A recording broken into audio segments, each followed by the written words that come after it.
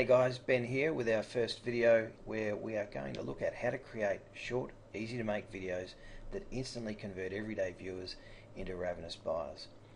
So in this short section I'm going to show you three main things. We're going to look at a quick but effective way to undertake deep audience analysis so that you can truly understand what drives your target market. Number two, how you can use your ideal customer's need, problem or biggest pain to create a message that really resonates with and engages them. And number three, we're going to look at how to easily resource quality content for your videos to get your customers automatic attention and convert them from everyday viewers into customers. This one's a real time saver. So let's get started. So what are we trying to achieve with video marketing? Well, the main two things are obviously number one, we want to attract viewers to our videos. And I've got a great step-by-step PDF for you guys to make this really easy and really foolproof. So the thing we're going to be focusing on in these videos is how to convert viewers into customers. So how do we achieve that? Well, we're going to use video to deliver a message that really connects with or engages our audience. Why do we do it this way? Because if we can connect with our audience, people feel understood. If they feel understood, they're more likely to trust us. So why is trust important? Well, if they trust us, they're more easily able to be converted from viewers into customers, and that's usually done through our sales funnel. Let me give you guys an example. Who would you be more likely to listen to in this situation? A salesman who's just rocked up at your doorstep at 6 o'clock before you sit down for your evening meal? A person who you know is trying to sell you something for their own benefit? Or would you take a recommendation from someone who you felt really understood your issue and really cared about the result? It's far easier for us to develop relationships with people if we're viewed by them as that second person. It's particularly important if we're going to be marketing through YouTube because people are getting better and better at sniffing out a pitch. What I really like about using this method is it builds trust with the people that we're actually trying to form a relationship with, and it doesn't easily enable them to realize that it is ultimately actually a pitch. What it means is we can build relationships with our viewers and we're not just all about the one quick and dirty sale. That means we can sell to them not just today, but many times in the future as well. So for those of you who aren't familiar with it, I just want to run really quickly through a sales funnel. So really a sales funnel is just a representation of the way prospects are directed through a sales process. So the sales funnel begins by capturing the attention of our prospects, and that's what we use our YouTube videos for. Some prospects are convinced to opt into our list, some become buyers, but they're all part of a sales funnel. So with our viewers on YouTube, we can direct them any way we want. For example, we could use a squeeze page, we could direct them to a landing page, particularly if we're then going to direct them to a CPA or affiliate offer, or we can simply redirect them straight to the sales page of the product or service that we're promoting. So let's have a quick look at a really simple sales funnel. So at the top you can see, let's say for argument's sake we've got a video and it gets 10,000 YouTube views. And let's say that only 20% of our viewers are impressed enough with our video that they click through and we direct them to a squeeze page. Of the people that reach our squeeze page, in this case it'll be 2,000, let's say that 50% of them either opt into our list or take whatever action that we want them to take. And let's assume for a moment that each of the people who lands on our squeeze page and enters into our email autoresponder system gets directed to the sales page of the product or service that we're promoting. Now obviously things won't always work out exactly that way, but certainly these are not unrealistic figures for a sales funnel. If it all occurred that way, we'd get 1,000 people onto the sales page of the product or service that we're promoting. Now most sales pages, particularly for products on ClickBank, convert at around 1 to 3%. So in this example I've used 2%, and you can see that of the 10,000 YouTube video views, by the time that they've gone through our entire sales funnel, we wind up with 20 sales. So you can see why it's called a sales funnel, because if it's represented graphically, we see how 10,000 YouTube views translates into 20 sales. And there's a natural attrition as people go through the sales process, and that's normal and to be expected. But what we want to try and do is tweak each part of our sales funnel to get absolute maximum conversions. With this system, we're actually going to be focusing on getting the most out of our YouTube views. So we're going to be focusing on the top end of our sales funnel. So why are we focusing on increasing conversions at the top end? Well, let's just go through some examples. In the example that we've just looked at, we started off with 10,000 YouTube views, 20% of which wound up on our squeeze page. That's 2,000 people. Of those, 50% opted in, which meant 1,000 people got to our product or sales page, which converted at 2%, resulting in 20 sales.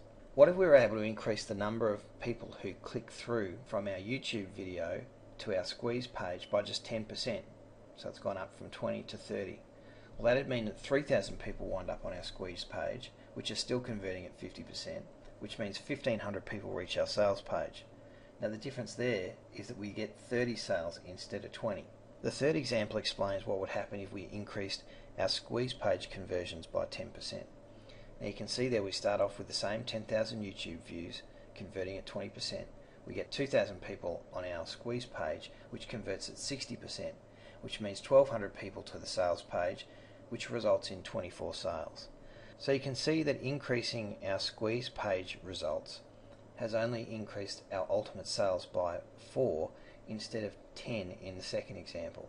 Now you might be looking at this and thinking, well, Ben, why don't we just increase the conversion rate of our sales page from 2% to 4%? That'd give us not 20 but 40 sales. Well, it's a good question. Unless you're an exceptional copywriter, increasing the conversion rate of a sales page is one of the hardest things to do. I'll be the first to admit that I am still learning how to write good copy. So for me, and I think for most of us probably, that's really a difficult area to improve upon, but it's much easier for us to increase the conversions at the top end of our sales funnel, and it makes a big difference to the results. So the other thing too is that if you're an affiliate and you're marketing someone else's product, you might not necessarily be able to adjust the sales page, so you're relying upon whatever conversion rate they can get it to.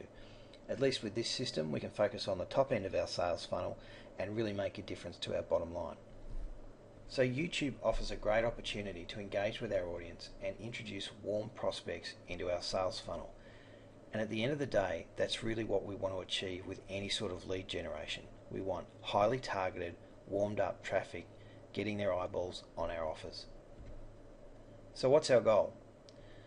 Well, we want to create videos with amazing content that makes people desperate to find out more about what we're offering.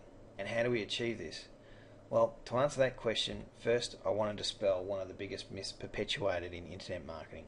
If you've ever had explained to you how to pick a niche, you've probably been told to go and find a product, find out who the product is for, and then market to those people. Now, it's not that that's a horrible method of doing it, it's just that it has a couple of inherent problems. For example, let's say the niche is new to us and we don't know much about it.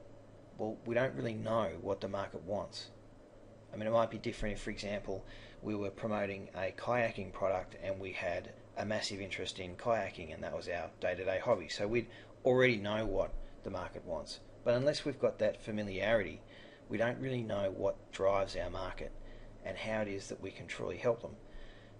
If that's the case, it's tempting then to rely upon the product owner's own marketing strategy. Now, a lot of the time that's going to be fine, but the problem is, what if the product or the product owner's marketing sucks? Alright guys, don't assume that just because a product is on ClickBank that its marketing is going to be of high quality.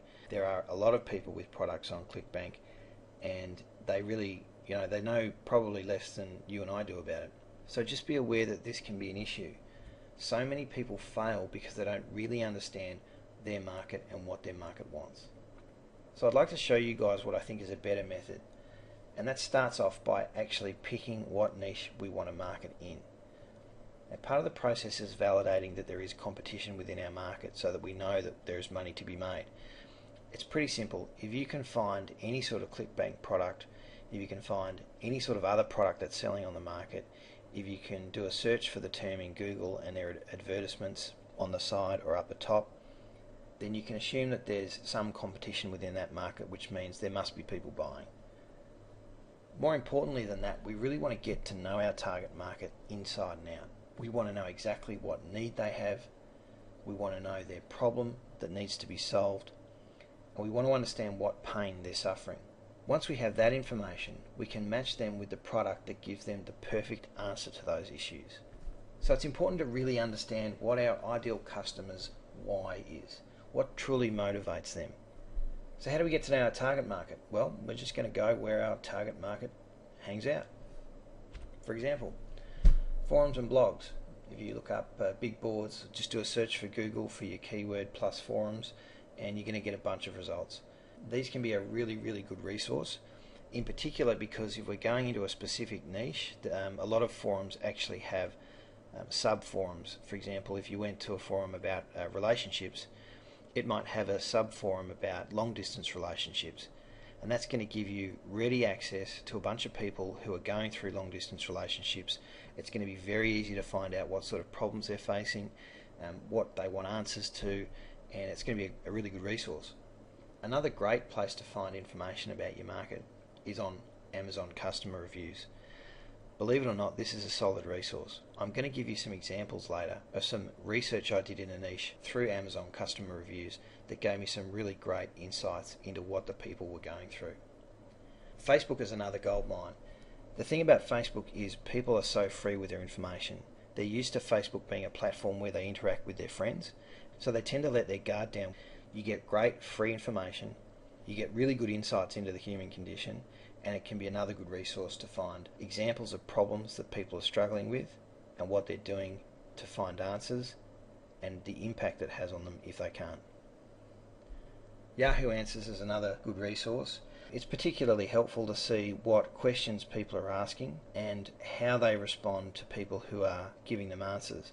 Not only do we see the problems that people are going through, but we actually get insights into the answers that have been provided. If people respond well to them, then that's something we should emulate in our video marketing. The other thing we can do is to find out the demographics of our target market. The way we can do that is to use sites like Quantcast or Google Ad Planner. And what we do is simple. We do a search in Google for the keyword term that represents our niche market, and we look at the top websites ranking in Google. We can then enter the URLs for those websites into Quantcast or Ad Planner, going to tell us the complete demographics of the people who visit those sites. So it's going to include things like age, sex, income, culture, all sorts of information, which is really valuable to us as marketers because then we know exactly who it is that we need to pitch to. So what do we need to be able to do at the end of our market analysis? Well, we need to be able to list what our market's issues are. Number two, we need to clearly understand what emotions the issue creates for our ideal customer. So what's their pain points? Pain points are really important because that's ultimately what causes a person to get off their butt and try and find a solution. And it's that motivation that we want to harness when we're trying to market to people. Number three, we want to define the benefits they would experience if the issue was resolved. So we don't want to just present people with features or options. We want to really hit home. What's the benefit going to be to them? How much better is their life going to be? How will they feel when their problem's solved? Right? This problem that they've been trying to resolve for such a long time that's been causing them this pain. Okay guys, let's use an example. Recently I did some research into a sub-niche of the relationships market, and it was for women who want to get engaged. These are women who have had long-term relationships. They're desperate for their guy to finally pop the question, and they're starting to wonder, what is it that's preventing them from moving forward and committing. I went to Amazon and some blogs, and I did some research, and I found some really interesting snippets. So the first one here, you can see this particular woman says, "I feel that my other girlfriends have succeeded where I've failed, that their boyfriends value them more than mine values me, that they must be prettier or nicer or smarter than I am." She goes on to say, "I'm a healthy, nice, intelligent and attractive young woman, but I feel like no one will ever want me now, and my chances at marriage and family are getting ruined every day." Now that's a massive motivator. What we found out just by looking at some reviews on Amazon, this is a really great insight into a person going through the sort of problem that we want to help them solve. And by getting this type of insight, that might allow us to create a video that seems to empathize with their position so that they feel truly understood. They'll think, wow, here's another person who really understands what it's like. That I'm not a neurotic female just waiting for the ring on my finger. It's a real pain point for her. She wants that validation. She wants to feel loved, and she's not getting it. And if she sees that there's someone else going through it, then it's going to build an instant bond.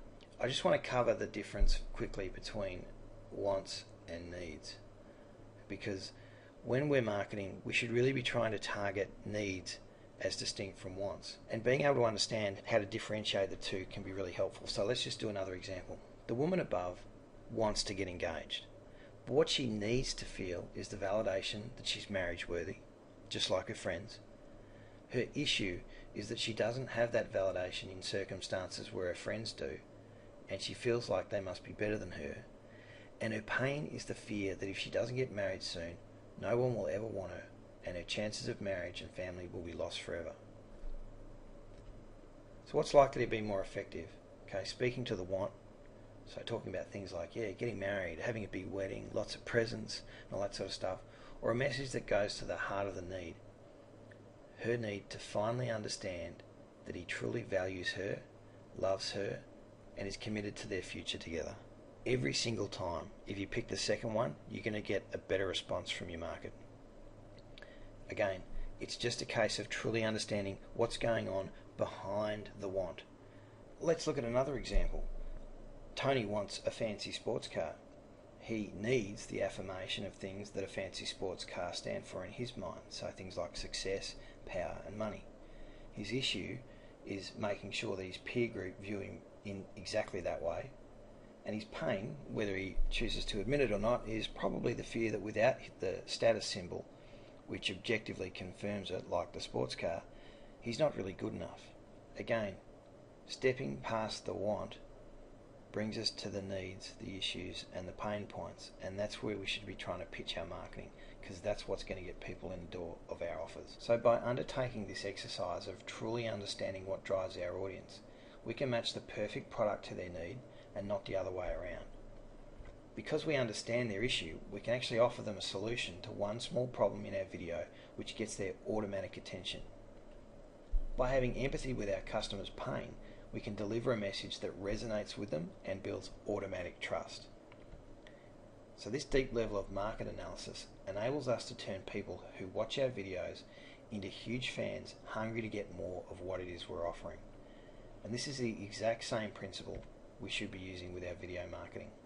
So what are we actually going to be doing? Well, we want to find out what our ideal customer needs. We want to get their attention with a short video that solves one of their problems or issues. What we're really trying to give them is that aha moment, because it often only takes that one moment of realization for people to say, wow, this person really gets it. They understand what I'm going through. This has been amazing. I'm going to do whatever this person tells me to. They're going to be ready to take a recommendation, or at a minimum, they're going to want to find out more information. And that's all we need. We just want them to click through from YouTube or from wherever we're hosting our video into our sales funnel. So for each video we produce, we just need one gold nugget of information. We want to hit on the need, the problem, or the pain point, and we just need one. That's why this system's so good, because we can create short, punchy videos that don't take a lot of time to create, that aren't labor intensive, that keep people's attention because they're not long, but still have the impact. So what's the best place to find nuggets of information for our videos? Well, we've obviously just done a lot of research into our target market, so that's going to have given us some great information, particularly if we're looking at Yahoo Answers and questions that might be posted on forums. All we need to do, if they haven't already been answered, is to go out and get that information. Don't underestimate being able to present people with information that is out there on the web somewhere. As long as we can package it in a way that really speaks to their need, problem or pain, they're going to love it. The other thing we can do is to just go and ask for a review copy of the product we've decided is perfect for our target market. Don't be afraid to do this, guys. I've done it countless times, and look, every now and then you might get someone who doesn't respond, but I've never once been knocked back. All you need to do in the email that you send to them is say, hey, I'm looking to be an affiliate for your product. Here's the website that I'm promoting it through. Or if you don't have a website, you can just show them the YouTube video, or if you've done nothing, you can just tell them what you're planning on doing. Most of them are going to appreciate the fact that you've reached out and will want you as an affiliate, and they'll send you a review copy. This is a great little resource because most products set out exactly what the target market issues are and the solutions. So we automatically get insight into how to provide some aha moments for our market. Now, I'm not suggesting that we just go out and rip off parts of people's products, okay? But there's nothing wrong with using products as a base of information to find out how we can provide our target market with that aha moment. Alright, that little gold nugget that's going to make them feel like they really have been understood. So here's the thing about how I like to market. I always found selling things, or the concept of selling, a little difficult. But I realised that if I could market from a place of authenticity, it achieved two things. Number one, if I believed in what I was selling, or if I thought it was really going to help people within the target market, I was more than happy to do it, and I found it very easy to market that way. The other thing that I found is that people actually respond really well to authentic marketing. Okay, you don't have to worry about being salesy or complicated if you just look to offer value, right? Real, true value. By understanding the market, you can do that. And that's why I've taught it to you in this video, and I hope it's resonated with you, because it should make marketing to people a whole lot easier. And you feel like you are assisting people, and it means money in the bank account just the same as any other form of marketing as well. But not only that, it allows us to build relationships with people. And as I said earlier in this video, building relationships means being able to sell to people not just once, but time and time again. That's how to create long-term sustainable income through something as simple as a short video. Okay, in the next video we're going to be focusing on methods of video production, and then we're going to look at how to match different types of videos with particular types of offers. So just open up video 2 and you can get started. Thanks.